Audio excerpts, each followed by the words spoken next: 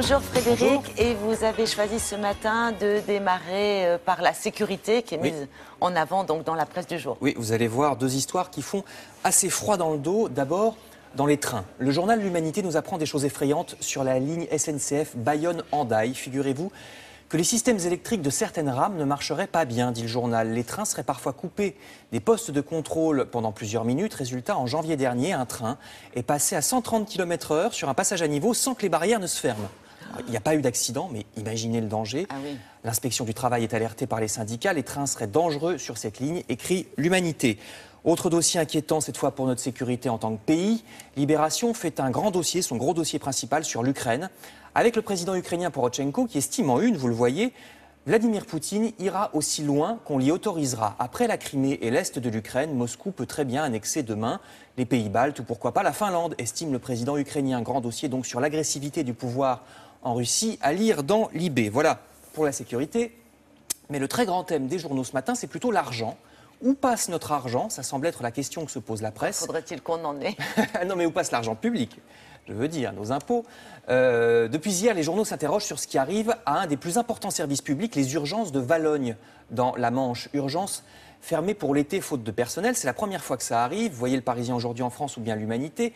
Après la Poste, puis les écoles, est-ce que les hôpitaux fermeront un à un, demande un habitant. Il y a quand même 70 000 personnes qui vivent dans cette zone. Certaines doivent maintenant aller à 3/4 d'heure de route pour les urgences les plus proches. Où passe donc l'argent?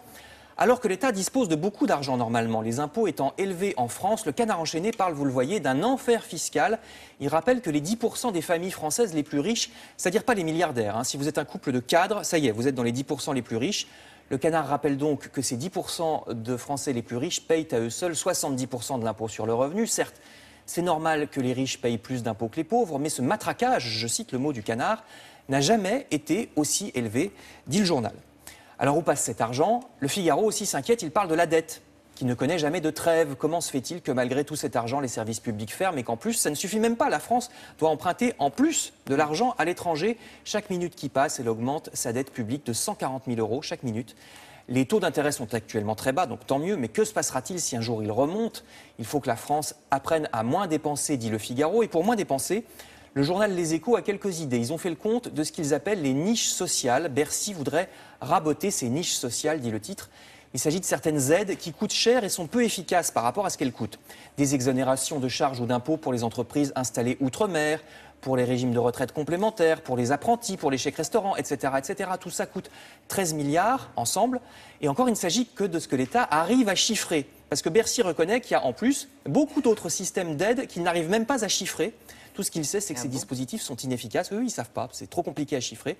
Tout ce qu'ils savent, c'est que c'est inefficace, c'est-à-dire que ça coûte beaucoup plus cher que le problème que ça règle. Bien sûr. D'où le problème. Je termine sur ce point avec Libération, qui lui aussi a son idée sur la question de savoir où passe l'argent. Le journal parle de la réforme des régions et il critique ce qu'elle est en train de devenir. Après avoir fusionné les régions, l'État est en train de recréer, sous la présidence désormais unifiée de chaque grande région, une présidence déléguée, en plus des vice-présidences pour chaque département. Le but de départ, rappelle Libé, était de supprimer un étage du millefeuille administratif. Or, chaque élu veut maintenant son lot de consolation, je cite Libération, et dire que la réforme des régions était censée clarifier tout ça et aider au développement économique, dit le journal Songeur. Très bien. Bon, mais vous n'avez pas des bonnes nouvelles? Jamais. Dans la première, dans la seconde, la culturelle. Merci beaucoup en tous les cas, Frédéric.